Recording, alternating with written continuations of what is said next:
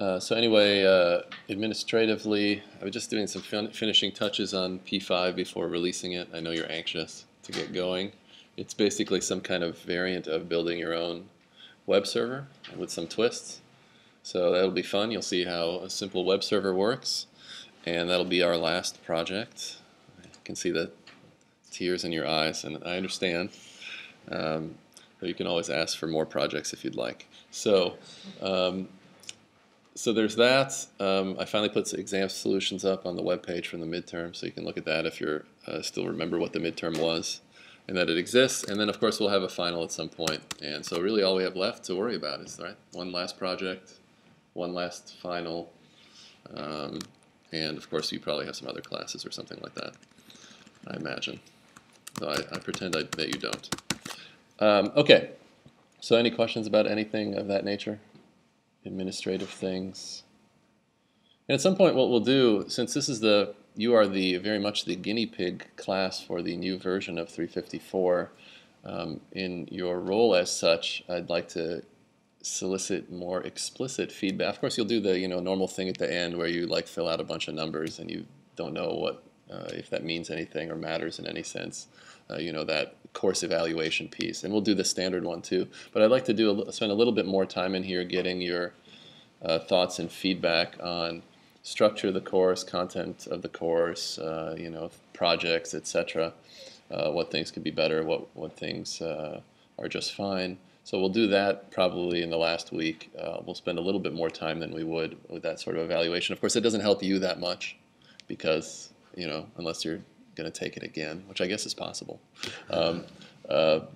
Probably not likely. And so it's for the future versions of this course going out from here. So we'll do that in a couple weeks as well.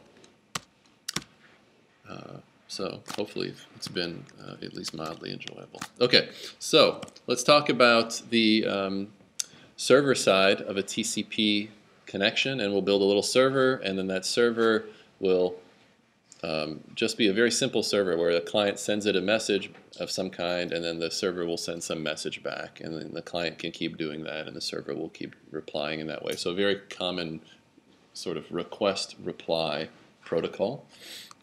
The server has to do in TCP a bunch more work in order to establish this connection and accept connections. You can imagine it's a little bit harder on the receive side. So the first thing it does is the same, is it creates a socket. The second thing, the different piece here is, remember the client would call connect, and then that's all it did. It would say connect to this server and port. The server does a sequence of system calls in order to establish that it's sitting there waiting for connections from clients. So it starts with socket, but then it does these two pieces, and they're kind of related, so let's put them together a little closer, step 2 and 3, which are called bind and listen. Bind is essentially saying I'm about to listen for connections on a particular port number, and then listening is actually going to be where you're just going to sit there and go into this listen system call and wait for some entity to try to connect to you. So then you just go into it, and you may wait forever, right? You may wait in a listen call forever because nobody tries to connect to you. Of course, it's very sad. It's like sitting by your phone, and the person isn't calling, and you thought you got along, but then they call you.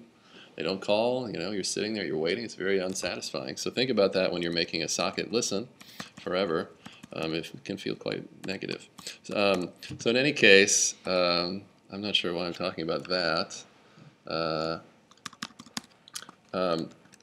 After you do a bind and listen, you're waiting for this connection, and oh, here's the good news, actually something happens. So listen returns, and at that point, to set up the actual communication channel, you make one more system call, which is called accept.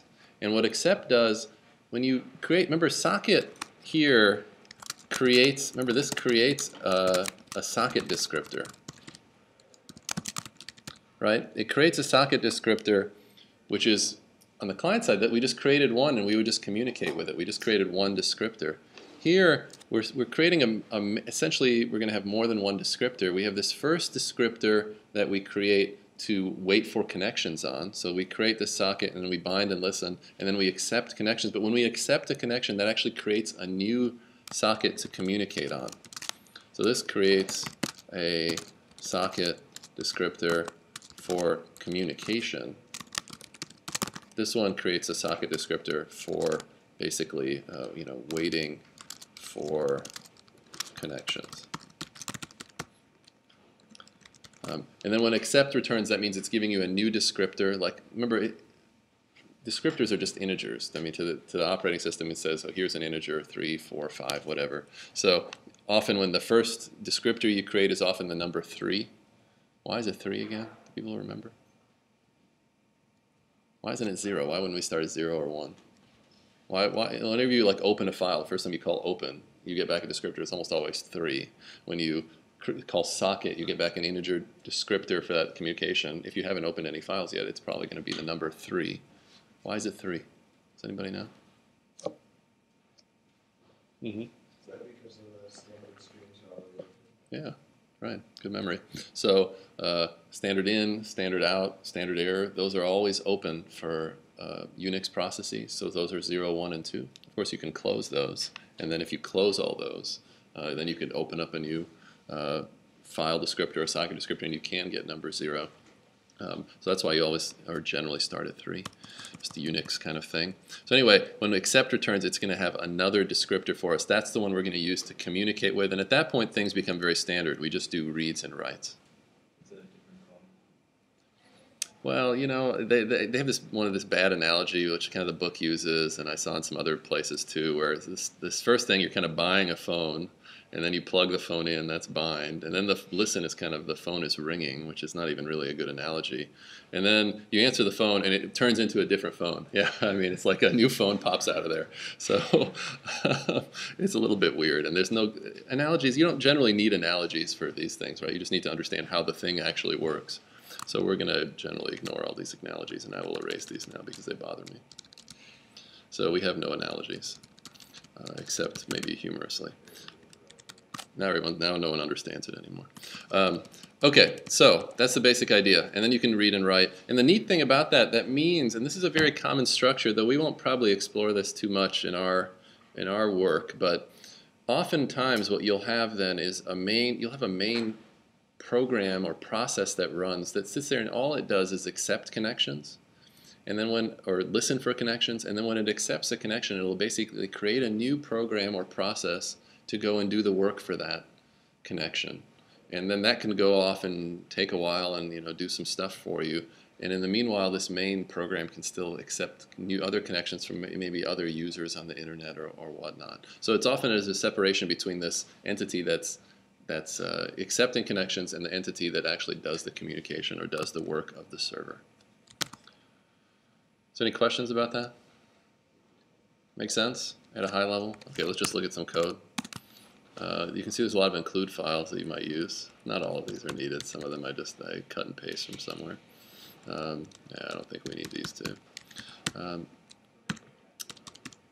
So that the combination of the socket call and the bind call and the listen call, those are all often done together, and so it makes sense to put them all together in a single function that just does what we call the open bind or the socket create and the bind and listen, or just call it open bind and listen here.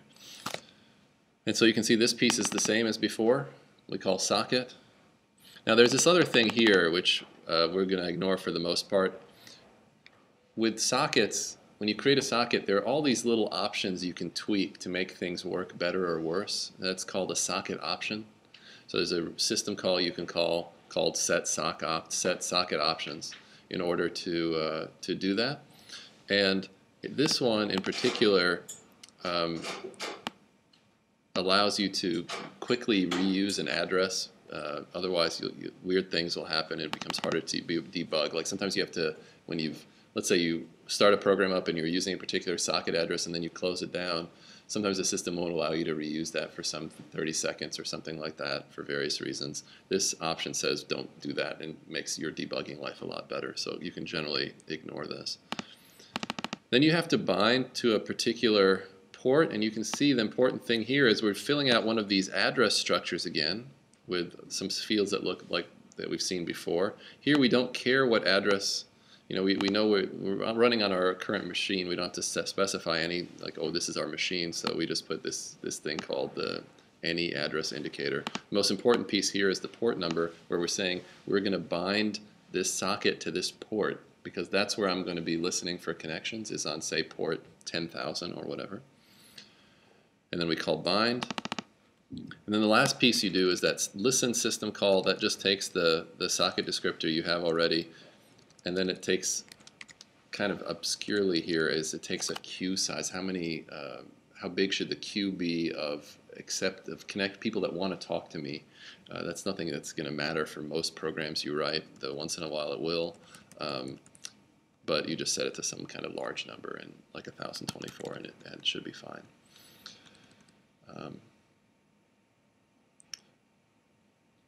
So anyway, that's the first piece, is you call socket, you call bind, and you call listen. And if we look at our piece here, after that, we're basically going to, well, we'll see what happens. I guess I described it slightly incorrectly before. Right, so we call open bind and listen, and then where we're going to get stuck is in accept, not in the listen call. I said that slightly incorrectly before. Okay, so this is a pretty common structure of a server then. A server will do that open bind and listen, but actually the listen, so I said that wrongly before. Sorry about that. When you call open bind and listen, you're not waiting at that point. At the point you're waiting is finally when you call accept, and accept is the blocking call. So you call into accept, and accept just sits there and waits for somebody to create a client to create a connection to you. And you see, you can actually get a bunch of information when accept returns about the client who's talking to you, and via an address structure, the same type of socket address structure that you fill in when you want to talk to somebody. And then at that point you have your new descriptor, which is this communication or connection FD, we call it here, and we can read it to get some information, and we can write back on it a reply. So what we'll do here now is just look at how this code works in a little bit of detail, or like just run it and see what happens. You can see the server here starts by saying it's waiting to accept in a connection after it's done all this work. Then accept is the blocking call. Blocking means you wait inside of it until something happens. Then the server accepts the connection. Then what it does is immediately it reads some bytes off of there. Now depending on how much the client sent, that's how many bytes we'll probably get here, though it could, like I said, it's a byte stream, so you could get it in smaller units than that. But it'll probably become as one big unit. We'll say we got some request. We'll sleep for a while to show that, I don't know, just we're busy doing something. And then we'll write a reply which just says hello back, and we'll send that reply. And then we'll close the connection. Okay, so that actually terminates that whole TCP thing. So we're setting up a TCP connection. We're sending a message from the client. The server's reading it, the server's replying, and then the server closes, and the client's going to close, and that tears down that TCP communication. You don't have to do that. You could keep communicating on that TCP connection. We're just not going to do it here. And this mimics a bit of the HTTP protocol at some level, the request-reply nature of HTTP, and we'll see why that might be useful next time. Okay, so let's look at the client. What it's going to do is, you can see here it says it's going to send a message, hello server. I guess we should probably send that. And let's see what happens here.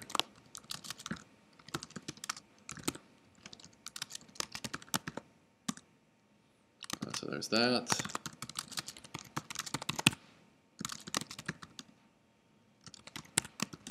And we run a server, and we have to give some kind of port number.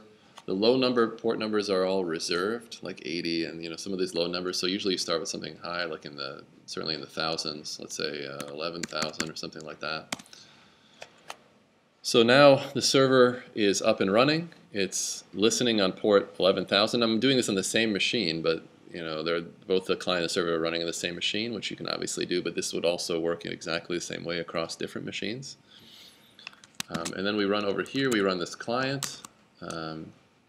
Client needs a host name, Claudio, and then we'll use the port number here. And hopefully this works.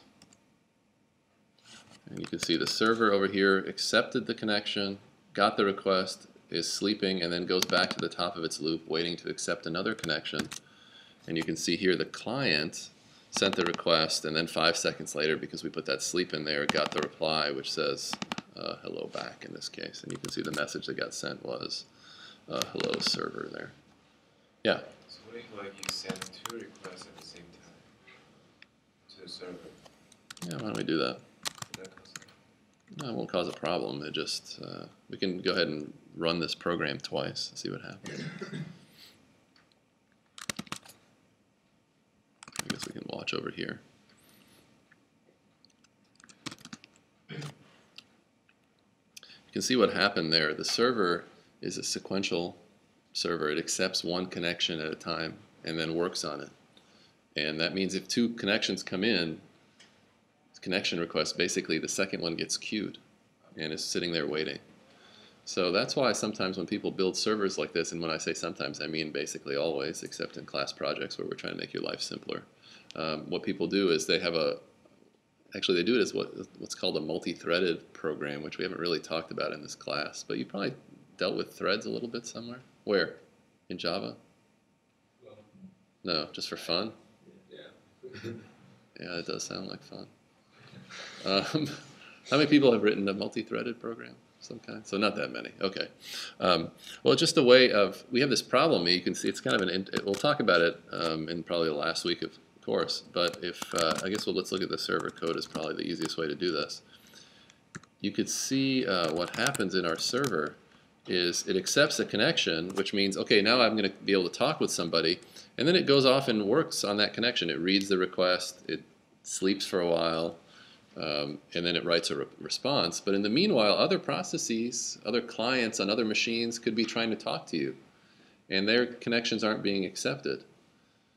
And so what happens is that they just get queued up, and they're waiting. And so the structure of, like I said, most web services, for example, or database servers, or anything of this server nature will be to basically create a new process, is one way to look at it. Create a new program to handle each request independently, and then therefore you can keep accepting requests or connections as they come in, and then working on them in parallel. And so that's often done with what are called threads, which is one way to create essentially a parallel program. Or you can do it with processes too. You can create just a new process to handle each request. To create a new process, we haven't talked about this in this class, but there's some system calls to create new processes or threads to do these things. We'll talk a little bit about it, like I said, maybe in a week and a half. But you can see the problem you have if you don't do that. Otherwise, connections they all kind of want to get some work done, but the server's only allowing, the way we've structured the server is it only works on one thing at a time. So it doesn't work so well. Good question. Other questions about that? Kind of make sense?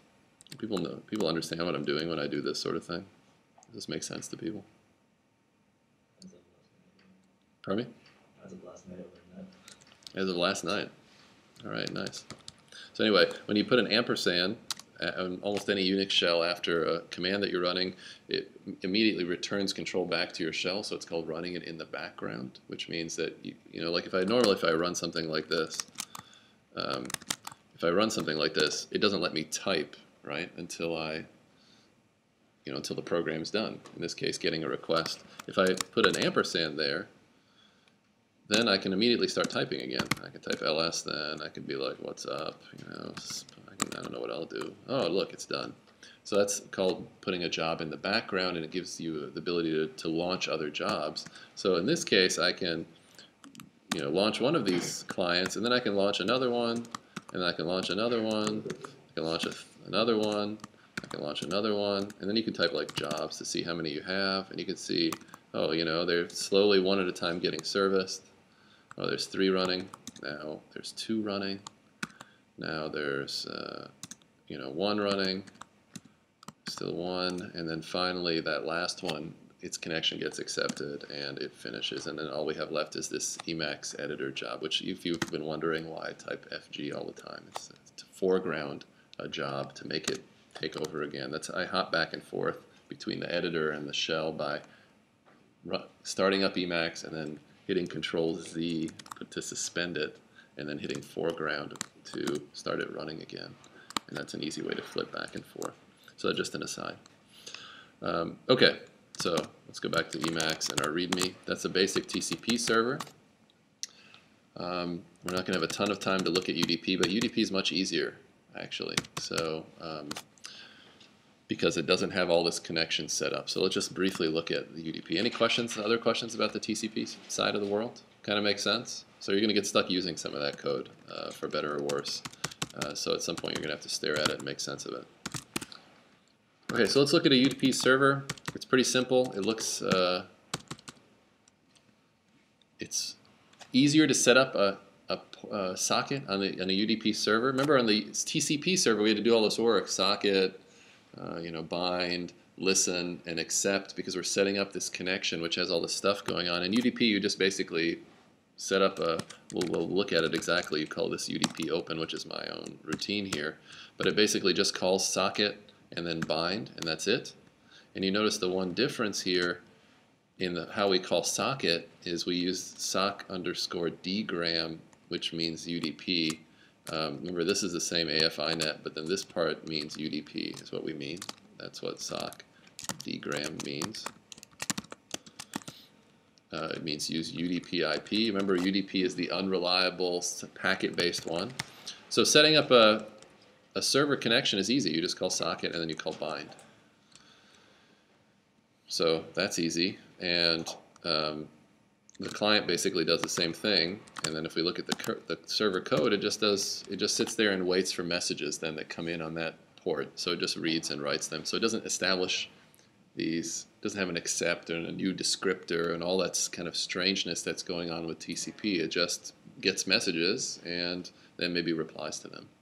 And then the client is very simple as well. And you can, like I said, I'll make all this code available if you're curious, though we won't be doing anything with UDP. UDP also, we call the same UDP open function, which calls socket and bind. If we pass a -1 as a port number, it's telling the kernel, just use any port number, I don't care. And then we just do a write and a read instead of a read and write. Now one slight difference is because it's not a byte stream anymore. To send messages, you don't actually use read and write, you use send to and receive from, which are different system calls. So it's a little bit of a difference. So instead of write and read, you use send to and receive from when you use UDP. So I could sit there and run that, but you can imagine that it's actually just going to work. So we'll leave it to that. UDP is easier to use, but can drop packets. TCP, a little bit harder to use, but it gives you that reliable byte stream, and therefore is pretty, almost, in most cases you're going to use TCP, though not in all. So I could talk a little bit more, but why not finish slightly early? And that's our basic introduction to sockets. What we're going to do next time is we're going to build on top of that to understand how basically HTTP works, which is the early rudimentary version of how the internet worked. And so we'll see how that works, how to build a little web server, and then you'll get stuck doing that in its worst form in this last project. So something to look forward to. Enjoy your weekend.